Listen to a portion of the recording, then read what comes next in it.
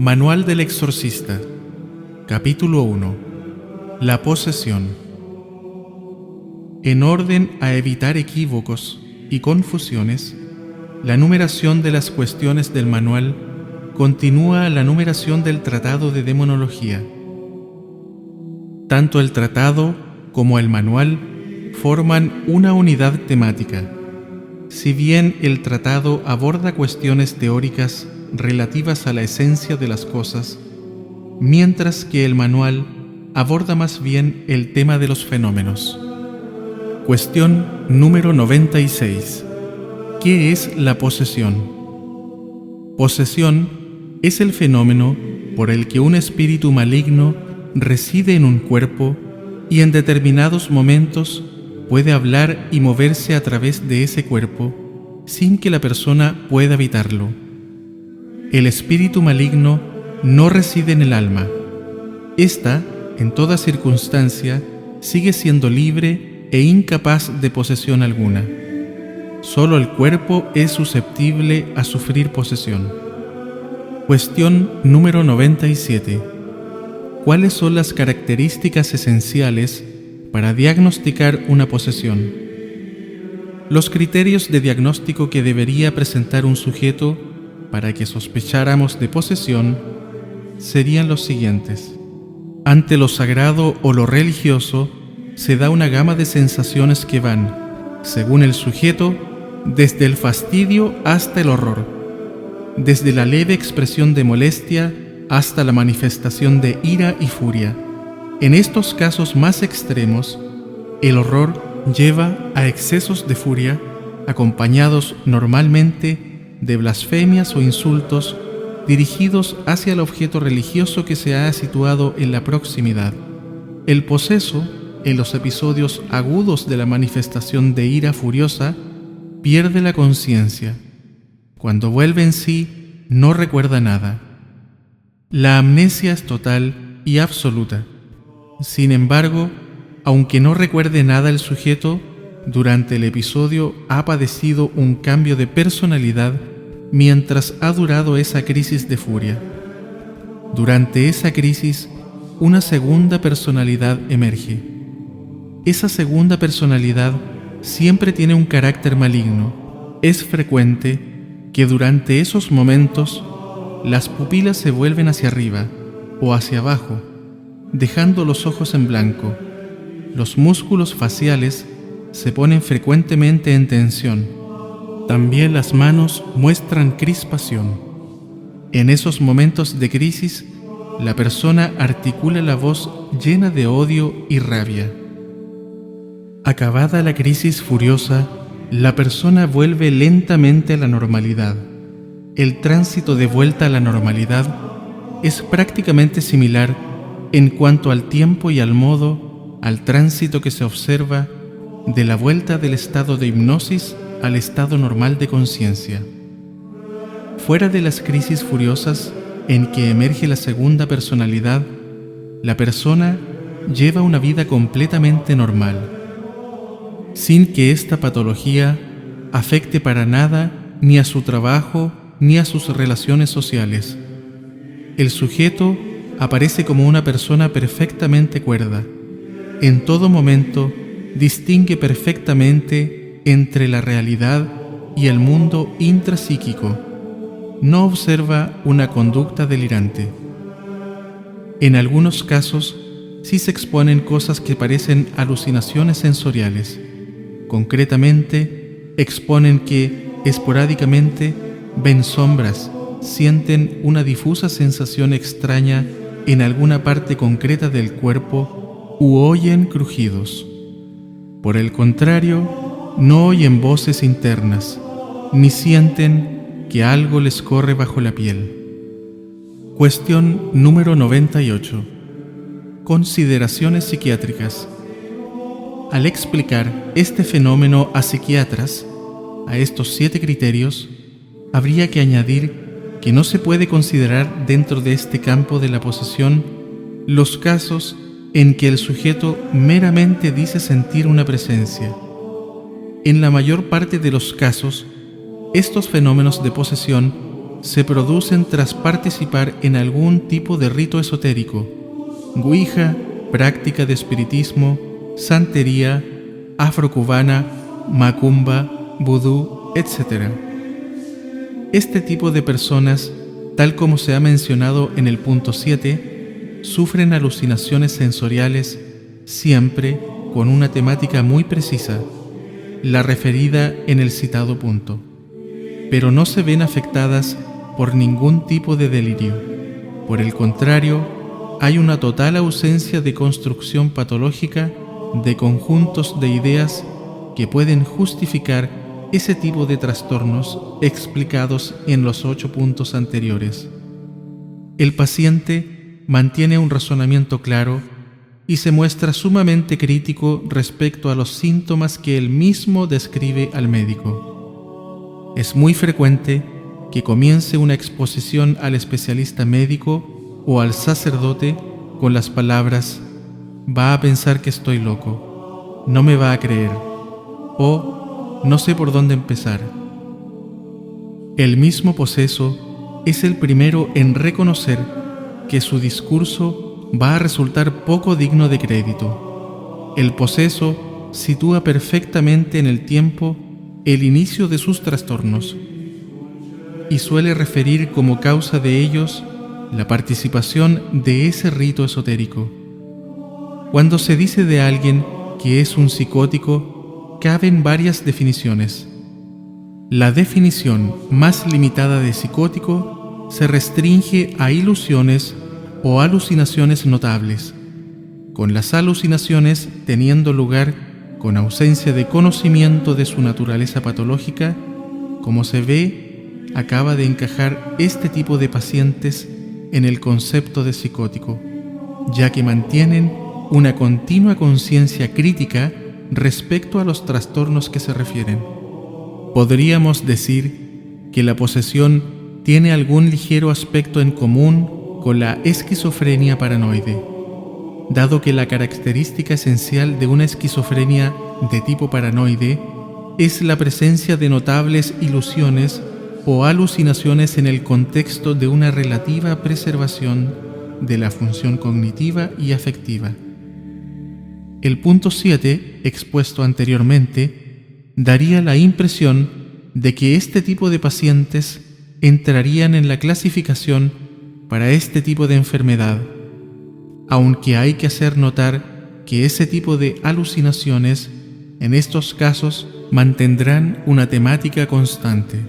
Aunque transcurran varios años, las alucinaciones no cambiarán de temática, ni tampoco variarán en su frecuencia tan irrelevante que no llevarán a catalogar al que las padece de persona esquizoide.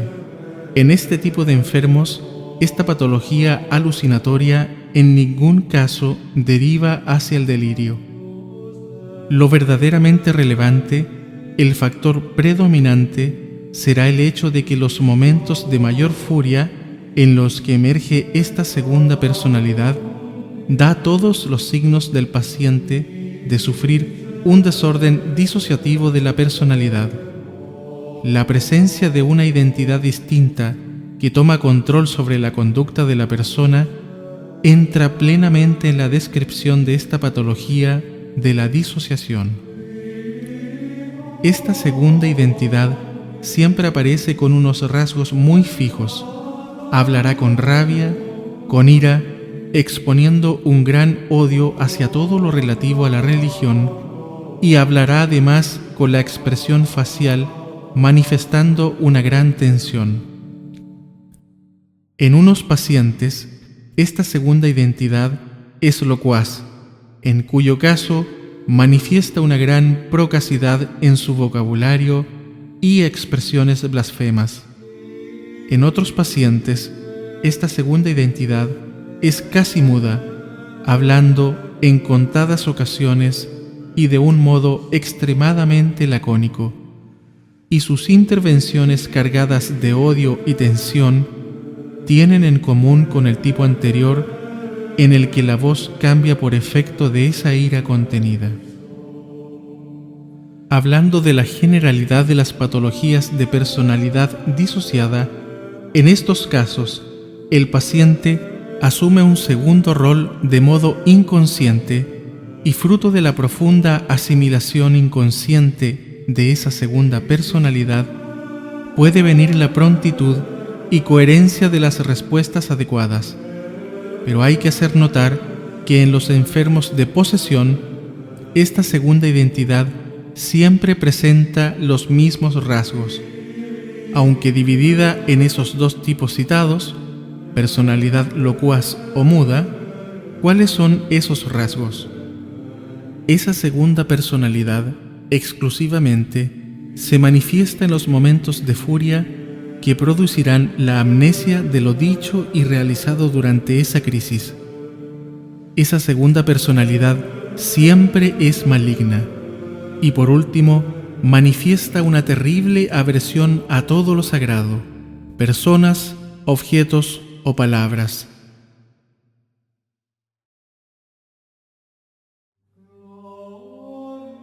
El horror que sienten los posesos hacia todo lo sagrado no supone ninguna fobia específica, ya que incluso si apareciera como síntoma aislado, completamente desligado a todo el cuadro de síntomas que acompañan a este síndrome, aparecería claro que ese rechazo no es que provoque ansiedad, sino una reacción automática de ira. El poseso no manifiesta una ansiedad provocada por una exposición a cualquier objeto, persona o palabra sagrada, sino que esa exposición es causa de emergencia de la segunda personalidad. Al no existir fobia, tampoco ese rechazo da lugar a ningún ritual de tipo evitación, usada aquí la palabra ritual en su sentido psiquiátrico. Dado el tema que tratamos, la aclaración no es ociosa. El pensamiento, en todo momento, salvo en los momentos de trance, es claro, y esa es otra característica que suele llamar la atención de los especialistas que atienden a estos pacientes. La claridad de pensamiento, la capacidad de autocrítica, coexistiendo con los otros rasgos patológicos, deberían conllevar una evolución hacia una profunda desestructuración de la personalidad y el raciocinio. Recapitulando, si un psiquiatra no supiera nada de posesiones, los síntomas que observaría en un poseso típico le llevarían a ver en él un desorden disociativo de la personalidad, que provoca alucinaciones escasas, una aversión aguda a lo sagrado, junto con agitaciones propias de una crisis histeriforme. Como se ve, un complejo conjunto de síntomas, todos ellos en un mismo sujeto y manifestándose con simultaneidad. Ellos nos lleva a rechazar las clasificaciones simplistas de aquellos que, sin haber visto un caso real, sentencian que se trata de tal o cual enfermedad mental. El cuadro sintomatológico aquí definido refleja un síndrome tan especial que no se le puede encuadrar sin más en tal o cual apartado de la patología psiquiátrica. Hay que admitir que nos encontramos no ante un desorden mental simple, sino ante un síndrome para el que hay que buscar un lugar específico dentro de la catalogación médica. Y digo un síndrome porque es un conjunto de signos y síntomas que existen a un tiempo y definen un cuadro morboso determinado. Cuadro morboso que se repite de un modo milimétrico en los pacientes que lo padecen y cuya simultaneidad en la concurrencia de esos rasgos llevan a la perplejidad a los especialistas que lo atienden. Por lo tanto, es totalmente inadecuado hablar de este hecho como esquizofrenia, psicosis y mucho menos como epilepsia, porque el cuadro entero no encaja en la catalogación de cada una de estas enfermedades. Este síndrome solo encaja en pequeñas partes de la sintomatología de esas otras patologías. Pienso que el mejor término, puesto que hay que crear una denominación ex profeso, sería síndrome demonopático de disociación de la personalidad. El DSM, en el apéndice 1, ofrece un glosario de síndromes relacionados con culturas étnicas determinadas. En la página 849 aparece el término SAR, al que se da la siguiente definición descriptiva. Un término general de Etiopía, Somalia, Egipto, Sudán, Irán y otras sociedades del Medio Oriente, aplicando la experiencia de espíritus poseyendo a una persona. Las personas poseídas por un espíritu pueden experimentar episodios disociativos que pueden incluir gritos, risas, golpes de la cabeza contra la pared, cantos o llantos. Las personas pueden mostrar apatía y apartamiento, rehusando comer o el llevar a cabo las tareas diarias, o pueden desarrollar una relación a largo plazo con el espíritu que los posee. Pero mucho más importante que ese término, que había que reseñar, ya que esa obra hace mención, el DSM en el apartado 300.15, dedicado a los desórdenes no especificados de esta otra manera, página 490. Trata de un modo confuso y mezclado con otros desórdenes el cuadro que aquí se ha presentado de un modo detallado. Ese apartado trata este tema de un modo sumario esta cuestión y ya advierte que hay casos en que la característica predominante es un síntoma disociativo y que sin embargo no concuerdan con los criterios de ningún desorden específico. Es interesante observar lo categórico que se muestran algunos especialistas en clasificar el síndrome que he descrito y de los que ellos solo han tenido referencias, como una mera y simple disociación, cuando el mismo DSM, ante la evidencia de casos conocidos de primera mano, advierte claramente que hay casos que escapan a los criterios de la misma clasificación que acaban de hacer. Y de modo expreso, el DSM menciona la posesión al final del punto 4 del apartado 300.15, como un tipo de trance en que la característica predominante es esa disociación de la personalidad, pero cuyas características no coinciden con los criterios dados para ningún tipo de desorden de disociación. Lo denominemos como lo denominemos, hay que convenir que clasificarlo en otra de las categorías hasta ahora existente es podar el fenómeno de muchos de sus elementos específicos. Por eso, es más adecuado crear un término específico para una realidad específica. No basta con decir que es una patología demonopática, pues son muchos los desórdenes psiquiátricos en los que el enfermo cree ser un demonio o que la persona con la que convive se ha transformado en un demonio o que oye voces de demonios. Tampoco basta con decir que es una mera disociación de la personalidad, porque la disociación, aquí descrita, presenta un cuadro demasiado sui generis.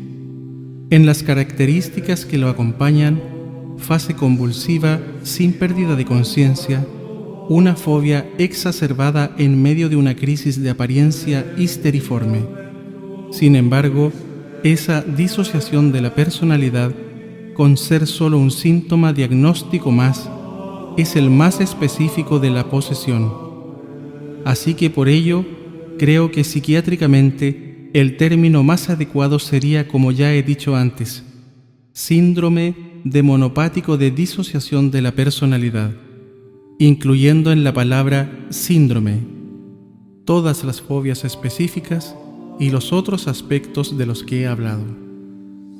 Creo que de todos los términos, el más descriptivo de sus características esenciales, el adjetivo demonopático no aparece en vano, ya que designa el tema con el que cursa la enfermedad y es necesario mencionarlo para evitar confusiones con el término desorden de trance de disociación que se menciona en el DCM, apartado 300.15.4, página 490, y que se presentaría a confusión con otros casos, puesto que hay trances, por ejemplo, los hipnóticos, en los que se puede producir esa disociación temporal e inducida y que nada tiene que ver con el cuadro aquí descrito. El que se añada el término de disociación de la personalidad también es necesario, pues además de ser la característica más patente y predominante en esta enfermedad, nos ayuda a no confundir esta patología con otras que el enfermo cree estar poseso, pero cuyo cuadro es claramente esquizoide. El esquizoide presentará quizá un cuadro histriónico, un cuadro obsesivo y un pensamiento aparecerá desestructurado. Estas características están radicalmente diferentes al cuadro que presenta los afectados del síndrome ya descrito. Cuestión número 99. ¿El demonio también posee el alma del poseso? No. Como se ve, es un fenómeno que afecta al cuerpo. El alma puede estar en gracia de Dios. El raciocinio y la voluntad siguen pensando y decidiendo con libertad. Si un poseso muere y está en gracia de Dios, el alma iría al cielo. Por todo lo dicho, también le es lícito comulgar. En unos casos, esto será posible. En otros, no le será posible ni entrar en el templo. Pero el poseso no es responsable, moralmente hablando, de lo que haga o diga durante los trances de posesión. Por el contrario, el poseso es perfectamente libre y por tanto responsable de lo que haga fuera de esos trances. Cuestión número 100. ¿Cuál es el modo más práctico para saber si alguien está poseso? Hablar con el supuesto poseso para que nos explique lo que le pasa es importante, pero hay que recordar que el enfermo mental puede haberse leído todos los libros sobre el tema e imitar perfectamente los signos que ha leído. Por eso, lo mejor es que el supuesto poseso nos explique lo que le pasa con brevedad y después, sin más preámbulos, orar sobre él. Es la oración la que dará la seguridad si se trata de una posesión o no. Si la persona está posesa, al bendecirla durante unos momentos, comenzará a crispar las manos, la tensión se irá reflejando en su rostro, cerrará los ojos y se le levantarán los párpados. El sacerdote verá que están en blanco. Si se sigue insistiendo en la oración, el poseso puede comenzar a gritar o a hablar con una voz maligna. En otros casos, comienza una risa maligna o a bufar. Hay casos en que no se observa trance, sino que el poseso al momento abre los ojos y habla. Su voz es maligna y angustiada, y habla para ordenar que pare, que detenga la oración. Aunque no se observe trance, al volver en sí, no recordará nada. Entre otros casos, lo que no se observa es que emerge esa segunda voluntad. Lo único que se percibe externamente es que la persona pone los ojos en blanco y no se mueve. A veces, como mucho, puede agitar un poco las manos o el cuerpo, pero levemente. Estos son los demonios mudos. Mudos porque no hablan, pero aunque no hablen, durante mucho tiempo, ya comenzado el ritual exorcismo, la persona entra en trance. Cuestión 101. ¿Qué argucias puede usar el demonio para ocultar su presencia en el poseso? Esta cuestión debe ser leída muy atentamente por aquel que se vaya a dedicar al ministerio del exorcismo de forma continuada, pues se trata de un tema capital, tan importante que el demonio por aquí sí que engañará a no pocos exorcistas, haciéndoles creer que alguien no está poseso. 2. son las argucias que pueden usar algunos demonios para no ser descubiertos, dependiendo si son demonios clausi o aperti. Más adelante se explica qué tipo de demonios son estos. Si es un demonio de los denominados clausi, tratará primero de ocultarse, de no manifestarse. Algunos pueden resistir sin manifestarse durante 5 minutos, incluso y hasta más. Por eso es importante hablar con el supuesto poseso antes de bendecirle, para ver si el caso es verosímilmente de posesión o no.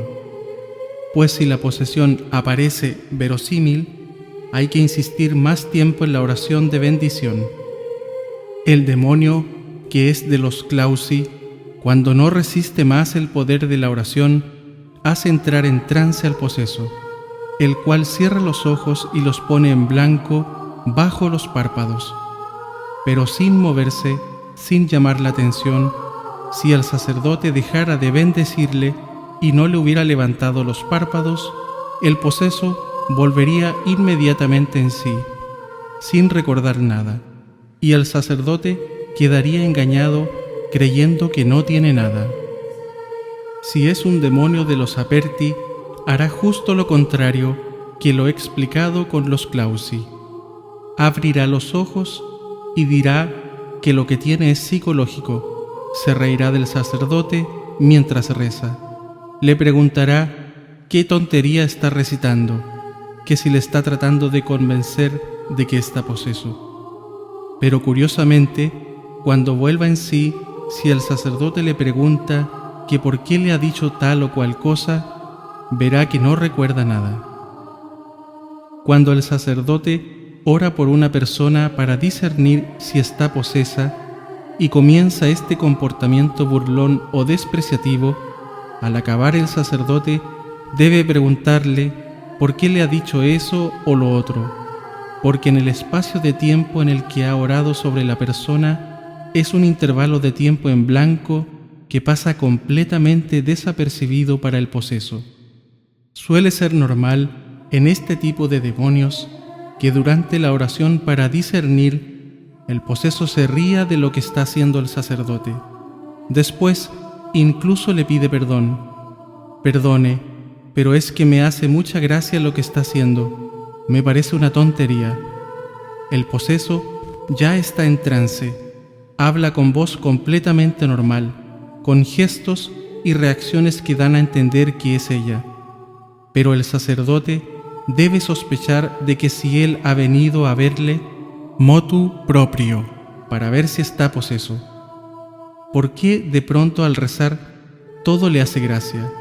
¿Por qué no se puede aguantar la risa y le comenta que cree que todo lo que pasa en realidad es psicológico? Todo eso le debe hacer sospechar, y si no recuerda nada de lo dicho, ya todo está claro. Es posesión. Y cuando se proceda al exorcismo, se verá todavía más claro. A veces, esta estratagema, el demonio la usa incluso durante el exorcismo. Es gracioso que incluso después de haber entendido oraciones en latín y haber mostrado acerba repulsión a todo objeto sagrado, hace un desesperado intento de convencer a todos los presentes, con voz normal, de que en realidad lo suyo es una enfermedad mental y que le dejen marchar. Pero si el exorcista insiste, vuelve a manifestarse como lo que es, como un demonio. Cuestión número 102. ¿Qué son los demonios ocultos? Los demonios abditi u ocultos son los que se esconden en el interior del poseso sin manifestarse de ningún modo. La persona nota un cambio en su vida, siente cosas extrañas que le hacen sospechar que hay una fuerza externa que ha entrado en ella. Incluso hasta puede experimentar fenómenos preternaturales. Pero para su desgracia, cuando el sacerdote ora, el demonio resiste y no da ningún signo de estar allí. De esos casos, el que tiene ese tipo de demonio, lo que ha de hacer es orar mucho, el mismo poseso durante semanas o meses. Oración en general, no hace falta ninguna en concreto, ni tampoco es necesaria una oración específica contra el demonio. Basta con que cada día rece el rosario, vaya a misa y hable con Dios un rato. A esos demonios ocultos, la oración es lo que les hace salir cada vez más hacia afuera del poseso, pues es como si al principio estuvieran muy en el interior de la persona y poco a poco fueran siendo sacados hacia afuera. Por eso, cualquier persona a la que se le haya dicho por parte de un exorcista que no tiene nada demoníaco, tiene el derecho a que se le examine de nuevo pasado un mes, e incluso con brevedad a que se ore por ella más de 3 o 4 veces, dejando un mes entre oración y oración. En este sentido, ha habido posesos cuyos demonios se han ocultado de forma tan absoluta que ningún exorcista hubiera detectado su presencia por mucha ciencia y experiencia que tuviera. Casos, sin embargo, en los que había sucedido algo preternatural con presencia de varios testigos y que tras mucha insistencia el demonio no pudo más y se manifestó con toda su rabia, con todo el despliegue de signos que se puede dar en un poseso. Incluso ha habido casos de demonios abditi que han podido resistir más de 2 horas de exorcismo sin dar el más leve signo de estar allí.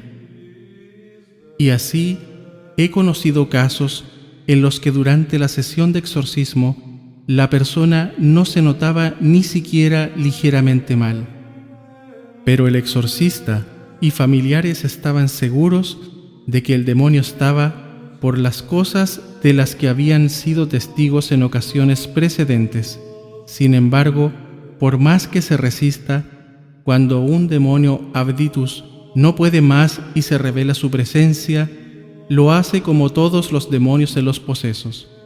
No obstante, un exorcista no debe insistir tanto tiempo exorcizando a una persona sin signos, salvo que no haya la menor duda, por algo que se ha visto, de que se trata de un caso de posesión. En este sentido, el exorcista puede afirmar sin la menor duda que alguien está poseso, pero afirmar lo contrario no es igual de fácil. En cierto modo, lo que se puede aseverar es que la persona no da signos de posesión. Sin embargo, como norma general, a la gente hay que dejarla tranquila y conviene ser rotundo al decir: usted no tiene nada. Obrar de otra manera sería dejar en una continua intranquilidad psicológica a todas las personas que vienen a vernos. Por la rotundidad, al decir a alguien que no tiene nada, no está reñida con aceptar volver a ver a alguien si éste lo pide.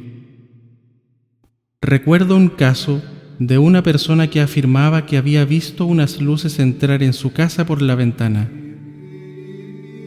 Yo le examiné y no vi signo de posesión alguno. El problema era que toda la familia había visto aquel fenómeno, incluida una niña pequeña. Todos los integrantes de la familia estaban presentes delante de mí y confirmaron la historia. Así que mi respuesta fue: si no hubiera habido más testigos de los que usted me dice, estaría seguro de que lo suyo es meramente psicológico.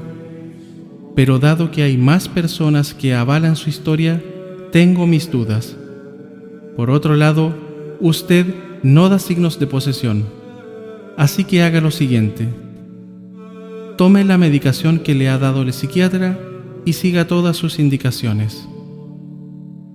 Al mismo tiempo, ore, rece el rosario, vaya a misa. Si lo suyo es un problema psiquiátrico, ya está poniendo el remedio. Si lo suyo es un problema que tiene que ver con el demonio, la oración, Dios la escuchará y le ayudará. Y por supuesto, puede volverme a ver dentro de un mes o 2 o medio año. He segmentado todos los elementos de la respuesta porque esta respuesta valdrá para todos los casos en los que el dictamen no está claro y cada punto de la respuesta tiene su razón de ser. Al cabo de un tiempo, volvió y se vio claro que era un problema de posesión. Casos como estos desafortunadamente se dan. Y digo desafortunadamente porque ojalá que todo estuviera más claro, que todo fuera más sencillo. Pero en este tema tiene el nivel de complejidad que Dios ha querido, ni más ni menos. Por tanto, hay demonios abditi que pueden resistir 10 minutos, 20, 1 hora y 2. Y los hay que están dentro de la persona que necesitarán meses para que por fin la oración del sacerdote no la puedan resistir y tenga que manifestarse. Reconozco que este tipo de demonios abditi introducen un nivel de indeterminación en nuestros diagnósticos que para mí personalmente me resulta muy desagradable. Pero las cosas son como son y este tipo de demonios lamentablemente existen. La demonología es como es. No se trata de una cuadrícula que haya creado un teólogo y en la que todo sea tan fácilmente delimitable que nos movamos con la más perfecta de las seguridades a la hora de dar un dictamen. Cuestión número 103. ¿Qué oración se debe hacer para saber si alguien está poseso? Basta con que el sacerdote bendiga a la persona, bien sea con oraciones ya hechas o improvisadas. Al cabo de un rato, se pueden intercalar las siguientes frases fáciles de memorizar. In nomine Iesu exorcizo te, in nomine Iesu dic nomen tum, in nomine Iesu si es hic manifestate. Al dirigirse al demonio hay que hacerlo con autoridad. Al demonio no se le pide nada, se le ordena. Hacerlo en latín ayudará a que la persona no sepa en qué momento nos estamos dirigiendo al demonio y hemos dejado de bendecirla. Si la persona no da ningún signo de trance ni de que emerja esa segunda personalidad, entonces es que no está posesa. De todas maneras, hay demonios que se esconden mucho, que con todas sus fuerzas resisten la oración. Por eso, conviene insistir un poco. Normalmente no es necesario insistir más allá de 3 o 4 minutos. En el 95% de los casos de posesión, el demonio suele manifestarse en muy pocos segundos.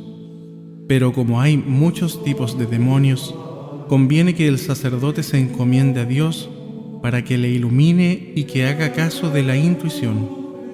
Si algo le hace sospechar que allí hay un demonio, puede insistir más, aunque más de 4 minutos normalmente no habrá necesidad. Durante ese tiempo en que se está bendiciendo a la persona, es muy importante que el sacerdote se concentre mucho en la oración. Cuanto más se concentre, más fuerza tendrá su oración y más obligará al demonio a manifestarse. Es muy conveniente que el sacerdote cierre los ojos para no distraerse mirando a la persona.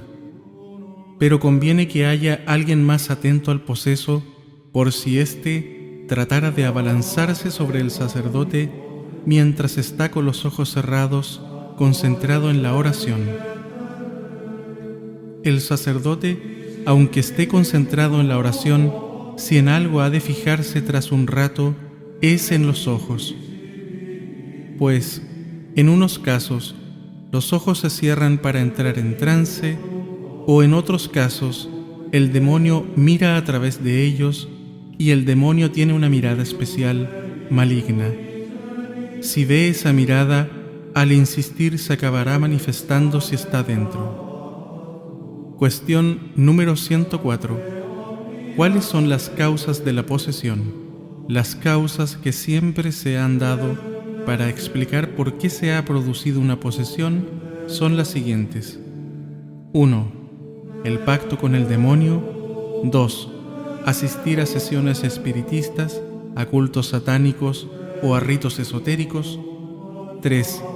Que un hijo haya sido ofrecido por su madre a Satanás. 4. El maleficio.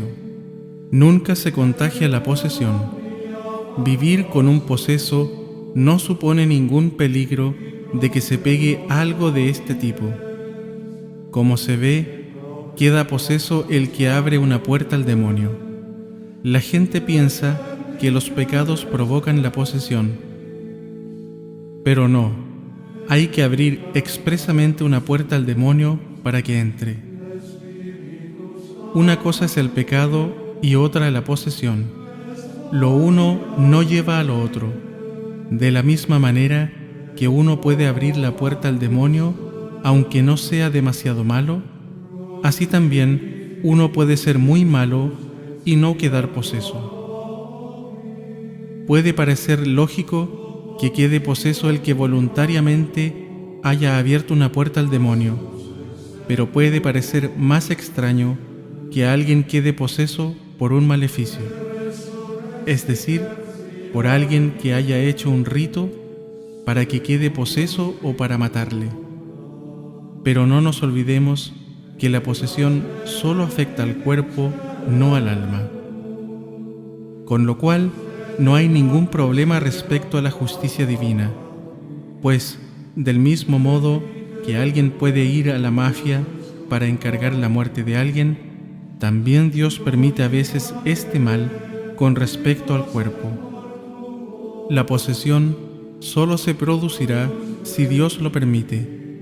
No importa los ritos que se hagan para que alguien muera o quede poseso. Si Dios no lo permite, no pasará nada. Y por supuesto, cuanta más vida espiritual y de oración lleve la persona, más protegida estará contra todas estas influencias del maligno. De todas maneras, que gente inocente y hasta en gracia de Dios quede posesa sin culpa no es una tontería, es algo comprobado una y otra vez desde hace siglos. Dios lo permite porque muchas veces los males del cuerpo son una fuente de bendiciones muy grande para el alma. Y tras una posesión, la persona queda mucho más agradecida a Dios y con una vida espiritual mucho más fuerte para toda la vida. Por otro lado, hay que decir que las personas que practican maleficios contra la salud de otras personas o para que queden posesas, no suelen hacerlo durante mucho tiempo, ya que este tipo de personas suele encontrar el castigo divino muy pronto. Pocas cosas atraen tanto el castigo divino como practicar maleficios contra otros. Este tipo de personas pueden practicar sus malas artes por poco tiempo antes de que Dios les reclame la vida y los llame a su juicio terrible. Cuestión número 105. ¿Por qué posee el demonio? Si el demonio sabe que poseer a alguien supone el riesgo de que al final esa posesión produzca bienes mayores para el alma de la persona, entonces, ¿por qué posee? Además, la posesión ¿no supone un desenmascaramiento del demonio? ¿No le resultaría más provechoso mantenerse completamente oculto? Indudablemente, al demonio le resultaría más conveniente no poseer a nadie, pero posee por una única y simple razón: hacer sufrir. Él busca hacer sufrir y en la posesión puede hacerlo de un modo directo. La posesión, a largo plazo, supone un perjuicio para los planes del maligno, pues se descubre a sí mismo, pero a corto plazo obtiene el sufrimiento de la persona. Y el demonio no se resiste a obtener algo seguro aquí y ahora. Lo que se ha dicho antes acerca de por qué el demonio no se resistió a tentar al Hijo de Dios es igualmente válido para esta materia. Resistir la tentación requiere virtud y no podemos pedir virtud al demonio. Por eso, él busca siempre el beneficio aquí y ahora. La Iglesia piensa a largo plazo, pero el demonio es impulsado por sus propias pasiones. Aunque parezca un contrasentido, el demonio es juguete de sus propias pasiones e impulsos que no controla. Cuestión número 106. ¿Por qué Dios permite que existan posesiones? Dios permite este extraño fenómeno por 4 razones. 1. Se muestra la verdad de la religión católica. 2. Es castigo de los pecadores. 3. Es provecho espiritual de los buenos. 4. Produce saludables enseñanzas para los hombres. Si Dios permite la enfermedad, más razones tiene para permitir algo cuya existencia es una verdadera razón para creer. Un fenómeno en el que se comprueba el poder de Dios, el poder de Cristo y el poder de la Iglesia. La posesión es como una ventana abierta por la que podemos asomarnos al mundo de odio y sufrimiento demoníaco. Una ventana abierta por la que podemos atisbar algo del poder invisible de las naturalezas angélicas. Y el bien que viene de presenciar todo ello redunda en los presentes y familiares normalmente para toda la vida. Digo normalmente, pues presenciar un exorcismo no significa que todas las personas que presencian tal fenómeno a partir de entonces tengan fe. Hay quienes, después de ser testigos de un exorcismo, todo lo achacan a causas naturales o al menos desconocidas.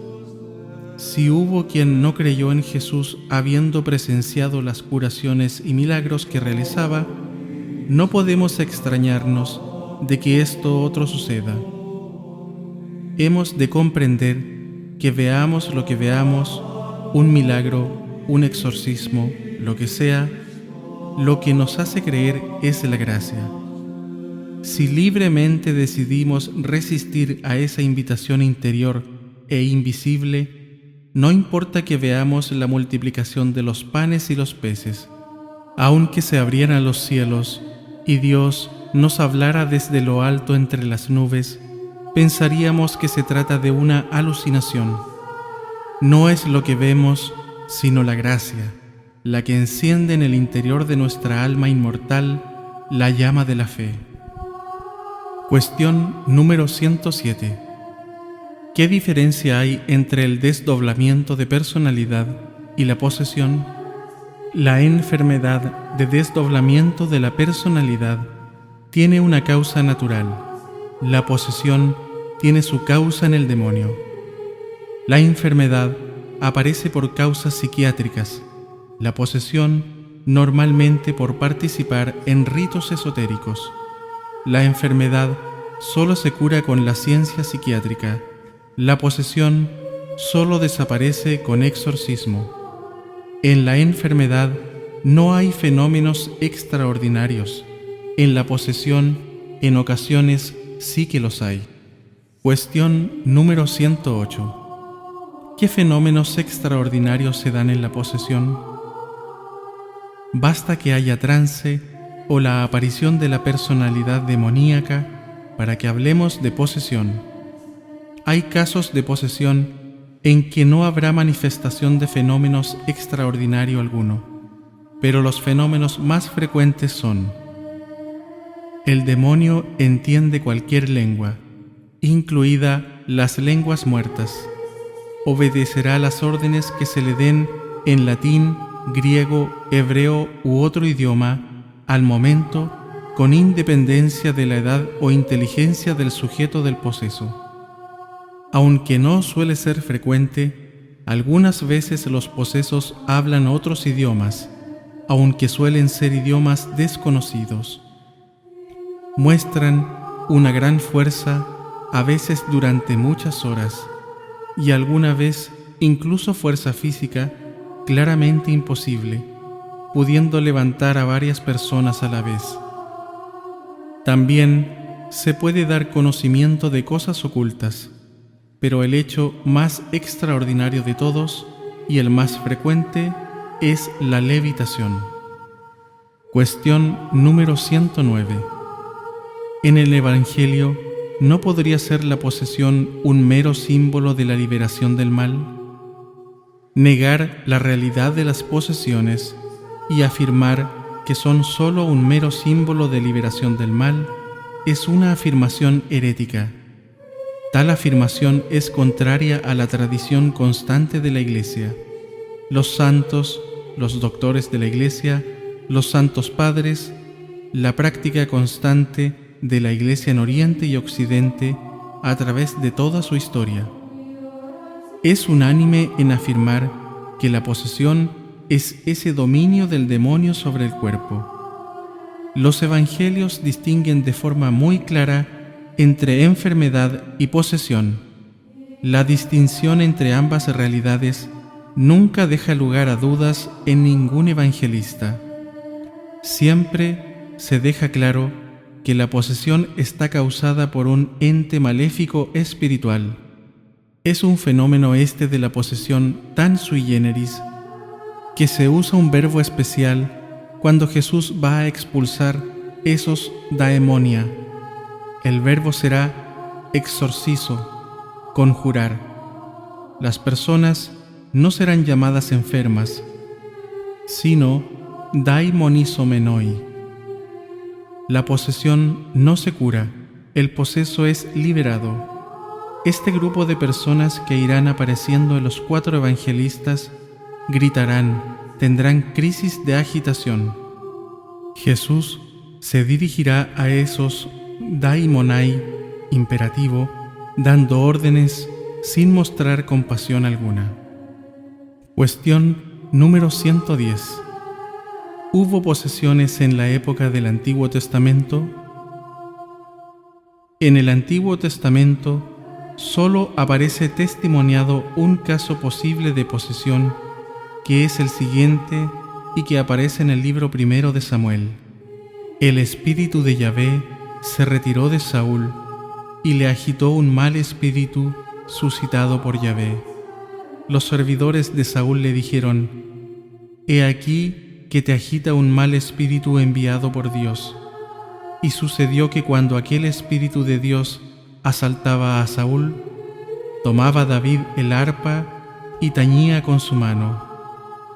Esto daba a Saúl alivio y le sentaba bien, pues se retiraba de él el mal espíritu. 1 de Samuel, capítulo 16, versículo 14 y 15 y 23. Este texto parece un testimonio de posesión, pues se habla de un mal espíritu que lo agitaba, que lo asaltaba y más adelante incluso se dice que se apoderaba de él. Esto aparece en 1 de Samuel, capítulo 18, versículo 10, donde se afirma que un espíritu malo de Dios se apoderó de Saúl, el cual se puso arrebatado en medio de la casa, y Saúl blandió la lanza pensando clavarle a David en la pared. En la época del Antiguo Testamento, por supuesto, también hubo casos de posesión, aunque no hayan quedado consignados en la Biblia. Allí donde ha habido práctica de brujería e invocación de fuerzas malignas, allí ha habido posesiones.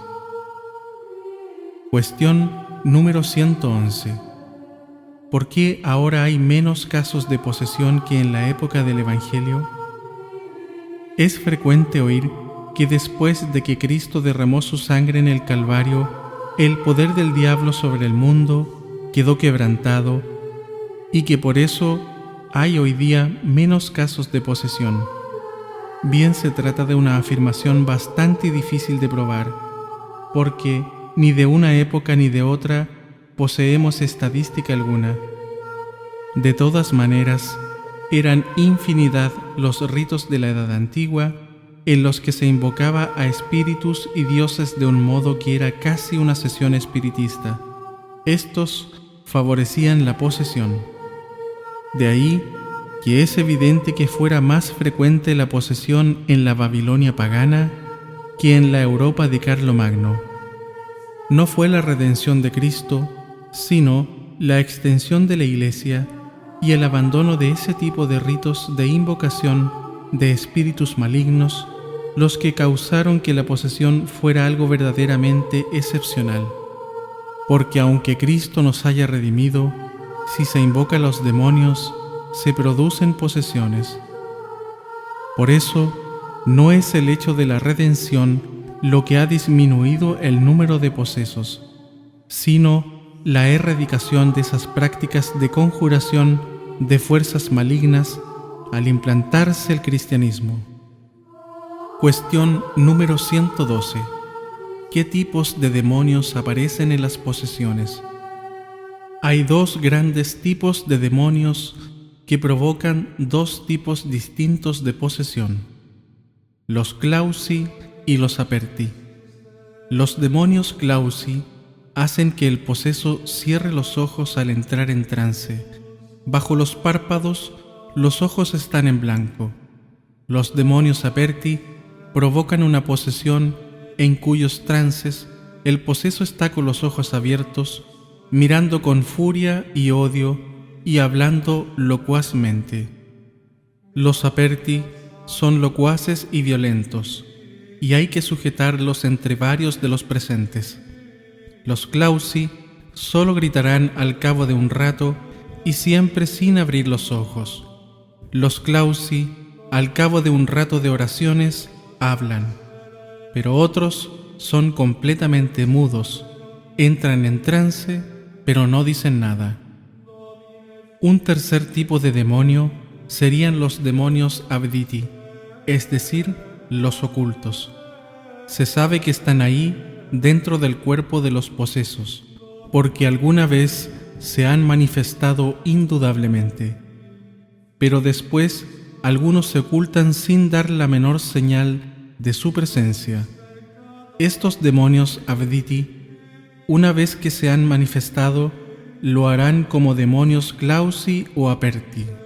He dicho antes que son distintos tipos de demonios, pero en realidad, para ser precisos, habría que decir que los clasificamos así según sea su modo de reaccionar durante el exorcismo. Los calificamos así según su reacción, pero sin llegar a penetrar en la esencia de lo que les distingue. Aunque sean distintos tipos de demonio, el modo de proceder del sacerdote con ellos al comienzo será el mismo, sea el tipo que sean. Después ya se irá viendo qué es lo que atormenta a cada uno de un modo más específico y se insistirá en ello especialmente. Cuestión número 113. ¿Qué sucede si un poseso muere antes de que salga el demonio? Mucha gente cree que si muere estando poseso, irá al infierno. Eso es un error. Si la persona está en gracia de Dios, irá al cielo. La posesión solo afecta al cuerpo, y muerta la persona, el demonio sale y no entra en otra.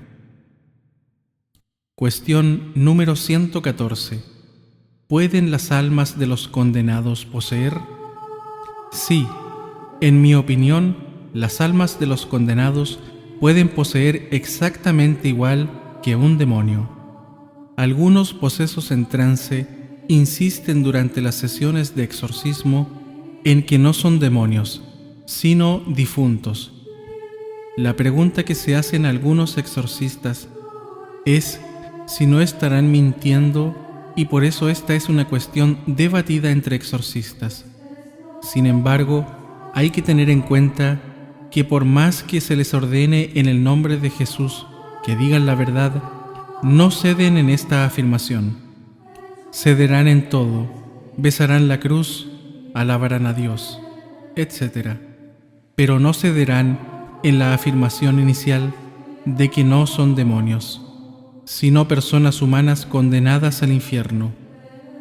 Si obedecen en todo, pero se mantienen firmes solo en tal afirmación, es un indicio más que razonable para creer que dicen la verdad.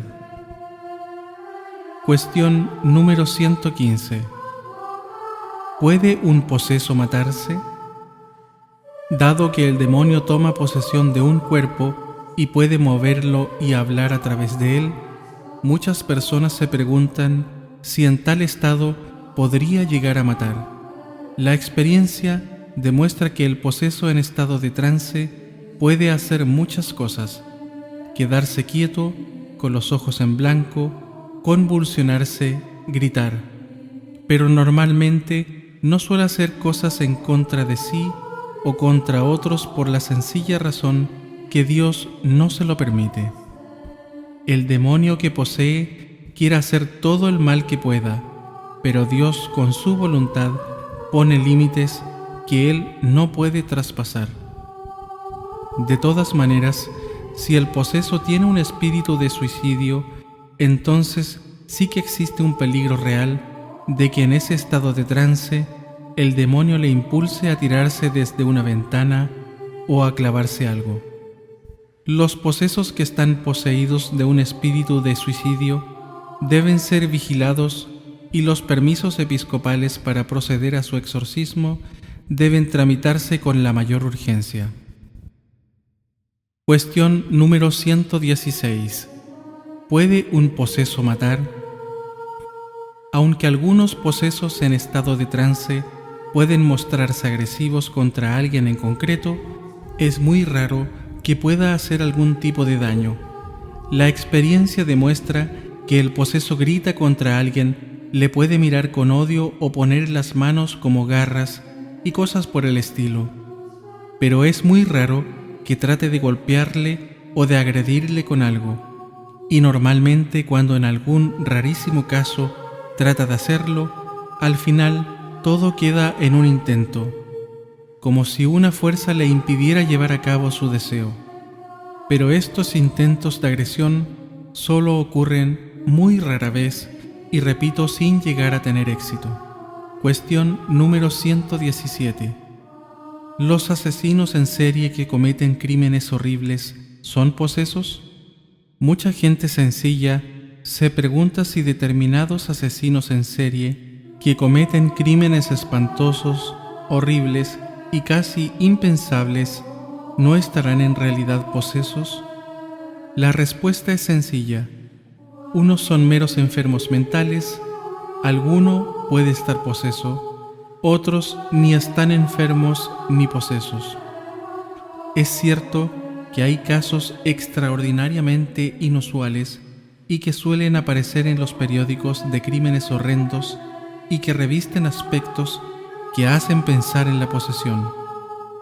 Son los delitos cometidos, por ejemplo, por miembros de sectas satánicas o determinados asesinos en serie en los que no es fácil diferenciar la raya de lo hecho consciente e inconscientemente.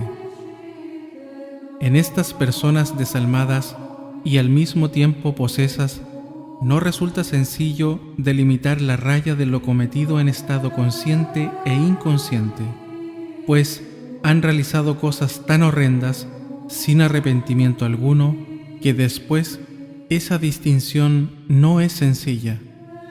Normalmente, las descripciones de este tipo de casos suelen hablar de que el hecho horrendo comenzó de forma consciente y de que poco a poco el agresor parecía entrar en un frenesí en el que ya no parecía tener dominio de sus actos. Son crímenes cometidos por personas ya verdaderamente malignas, en estado consciente y que al mismo tiempo están posesas, personas en las que es difícil distinguir dónde acaba lo dicho o hecho voluntariamente y dónde comienza lo dicho o hecho en estado de posesión. Desde luego, si al orar por un asesino en serie se descubriera que está poseso, eso no cambiaría su situación de responsabilidad ante la ley. La ley no puede eximir a alguien de su responsabilidad penal por el hecho de la posesión.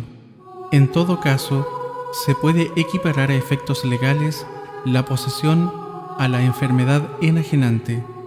Pero lo que no se puede es dejar impunes las faltas bajo la excusa de una causa invisible. Introducir tal eximente supondría una inseguridad jurídica inaceptable que ningún legislador cuerdo podría aceptar.